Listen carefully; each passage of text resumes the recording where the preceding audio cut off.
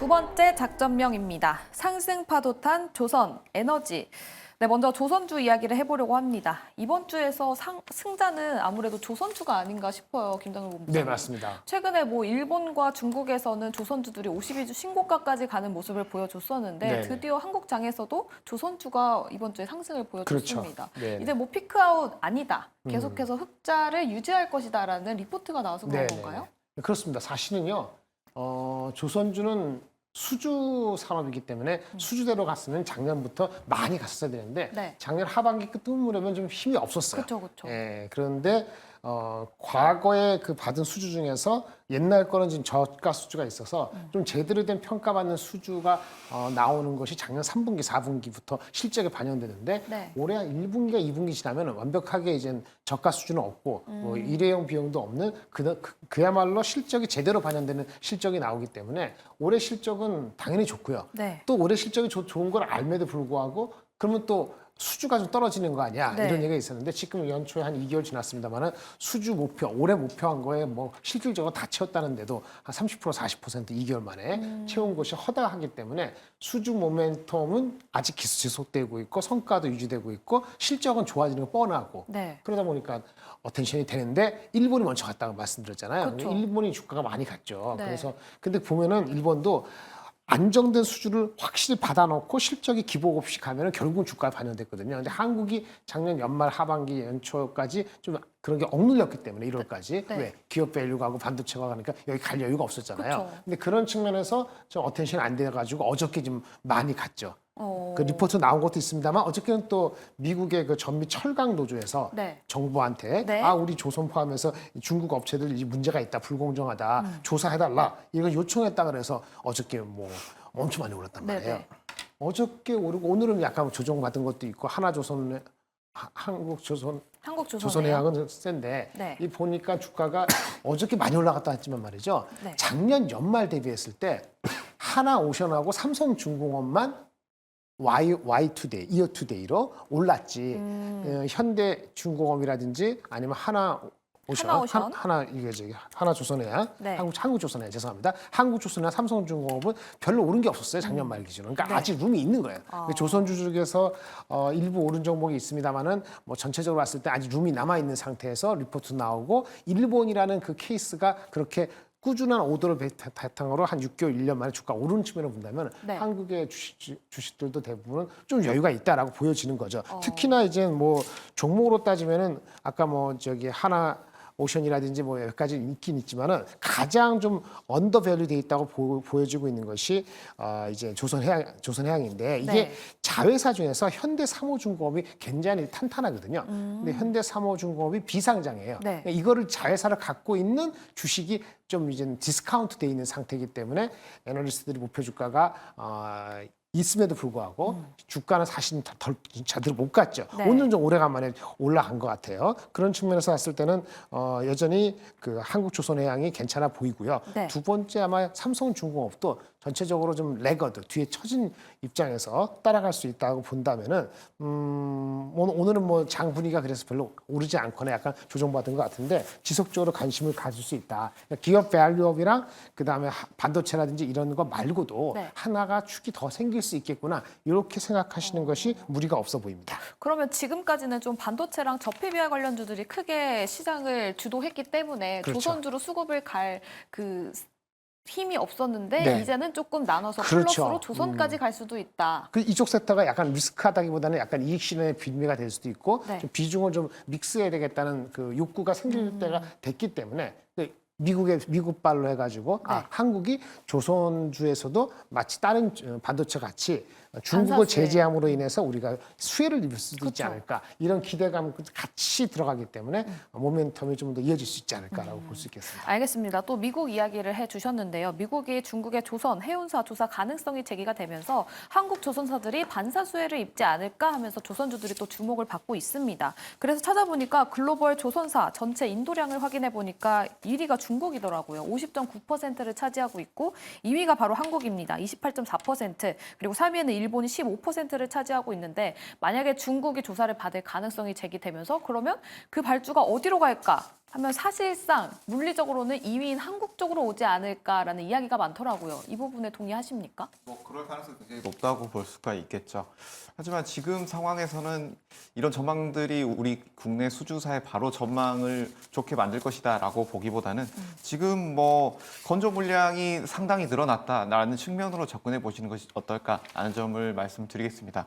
지금 뭐 이런 조선 업체 같은 경우에 해운 업체 같은 경우에는 말씀해 주신 것처럼 이런 수주 물량 그리고 해운에서의 물동량 이 두 가지가 크게 좌지우지한다라고 볼 수가 있을 텐데요. 지금 건조 물량 같은 경우에는 국내에서 3년치 건조 물량이 확보돼 있는 상황에서 선별 수주하고 있는 상황입니다. 다시 말해서 일감은 굉장히 크게 확보가 되어 있다. 앞으로 더 좋은 일감 위주로 선별해서 받겠다라는 뜻인데요. 그만큼 지금 업황이 좋아지고 있고 그리고 수주 성과도 올라가고 있다라는 점. 이 점에 있어서 조선주들에는 상당히 호재가 될 수 있다라는 점 볼 수가 있겠고요. 네. 그다음으로 말씀해 주신 것처럼 이런 중국 부분에 있어서 무역 분쟁이 일어나게 된다면 우리 국내 이런 해운사라든지 조선사들이 아무래도 반사 수익을 얻을 수 있지 않겠느냐라는 단기, 중장기적으로 전망이 있을 수도 있다라는 점 함께 체크를 해보시고 여기서 한 가지 더 보신다라고 한다면 해양 운임 지수를 체크를 해보실 필요가 있을 텐데요.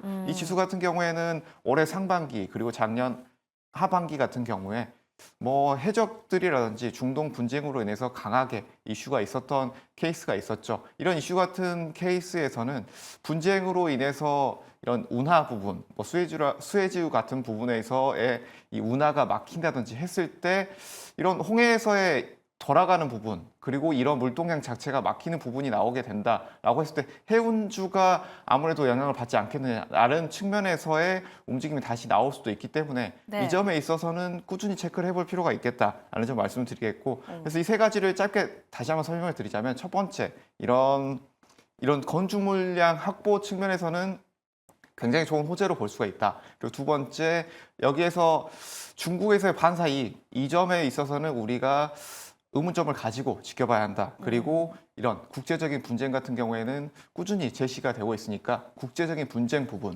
그리고 해외에서의 원유가 기업대가 어떻게 움직이는지 여부 함께 체크를 해볼 필요가 있겠다라는 점 말씀드리겠습니다. 알겠습니다. 또 SCFI, BDI 지수 모두 상승세를 보이고 있는 만큼 조선주 계속해서 팔로우업 해보셔도 좋을 것 같고요. 그럼 또 원전주 이야기를 잠시 나눠보도록 하겠습니다. 김장렬 본부장님, 플러스로 조선주가 떠오를 수 있다라고 말씀을 해주셨는데 원전주도 총선 전후까지는 계속해서 주목을 받지 않겠습니까? 예, 그렇습니다. 근데 뭐 원전주도 이제 원전 단독으로 이슈가 되는 건 아니고요. 원전주도 우리나라 정부의 입장도 그런 거다. 거기다가 네. 국내적으로 이슈가 된 게 하나가 미국에서 지난달 미국 하원에서 네. 원자력 발전법이라는 걸 통과시켰어요. 이게 이제 결국은 규제를 좀 완화해가지고 빨리빨리 할 수 있게끔 사업을 패스트 트랙을 해준다는 거였거든요. 그 분위기가 그래서 지난달부터 미국이 관련된 주식은 벌써 오르기 시작했어요. 물론 한국도 좀 오르기 시작했어요. 대표적인 게 SMR, 스몰 스마트 네, 모듈과 소형 원전. 예, 소형 원전하는 두산 에너비를 포함해서 꾸준히 올랐거든요. 그래서 이제 전체적인 분위기가 원자력을 제대로 한번 가져가야 된다라는 공감대가 미국도 그렇고 한국도 그렇고 있었던 거가 가장 큰 원인이고요. 또 하나 최근에 리포트 나오거나 얘기됐던 것이 결국은 우리 반도체가 AI가 필요하다는 건 맞는데 네. AI로 인해서 데이터 센터가 중요하다고 많이 말씀드렸잖아요. 네. 근데 전기가 보통 많이 쓰이는 게 아니라고 합니다. 전기가 예를 들어서 구글로 이렇게 우리 검색하면은 이게 그게 만약에 전기를 1을 쓴다 하면은 네. 그거를 이제 만약에 GPT 같은 거 그렇죠. 돌리면. 그걸로 이제 텍스트를 이렇게 하면 10배 정도 속도가 된다 그러고 네. 근데 그리고 그거를 그 영상 이미지를 이렇게 바꾸면은 네. 이미지로 바꾸면은 텍스트보다 또 거기서 한 60배 정도가 올라간다 합니다. 오.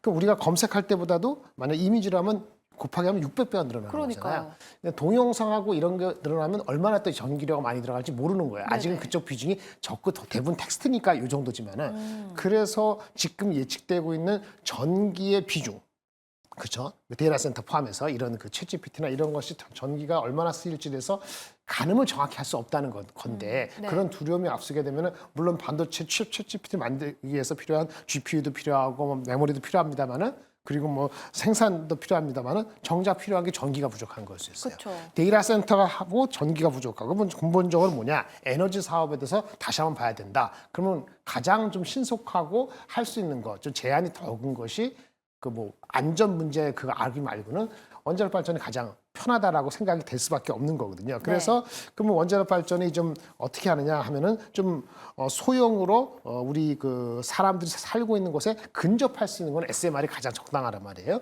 그래서 SMR에 대한 관심이 늘어나고 대표적인 게 뭐 그 우리 두산 에너빌리티가 되는데 그 전에도 뭐 싼 주식은 아니었습니다만 얼마나 빨리 올라가느냐인데 최근에 이제 모멘텀의 개선을 받았다고 보여지는 거죠. 그래서 한마디로 말씀드리면 AI 기술의 발달이 오히려 전력 소모에 대한 급증에 대한 그 생각을 확실히 상기시켰고 그거가 SMR의 대안으로서 부상을 시키는 역할을 하고 있지 않은가라고 본다면은 그런 측면에서 우리 원자력도 다시 한번 포트에서 의미를 찾을 수 있지 않을까라고 생각이 듭니다. 알겠습니다. 데이터 센터가 굉장히 중요해지고 있는 만큼 전력 소모 그중에서도 원전이 굉장히 유망하다라고 보고 계시고요. 조선주와 에너지주 관련해서는 HG 한국조선해양, 두산 에너빌리티 주가 계속 확인해 보셔도 좋겠습니다. 다음 손가락 매니저님도 두 번째 작전에서 보시는 종목 따로 있으십니까? 네, 지금 종목 같은 경우에는 원전주들 중에서 굉장히 좋은 종목이 많다. 그 중에서도 우진을 보고 있는데요. 우진. 네, 이 우진 같은 경우에는 이 원전 관련해서 지금 SMR이 공급이 된다라고 했을 때는 소형화해서 다양한 공급들이 나올 것으로 예상이 되는데요. 이 SMR 같은 경우에는 이 원자로와 그리고 증기 발생기 등을 하나로 모듈로 만들어서 발전 용량 뭐 300메가와트 이하의 발전소를 일컫는 것이라고 할 수가 있을 텐데요.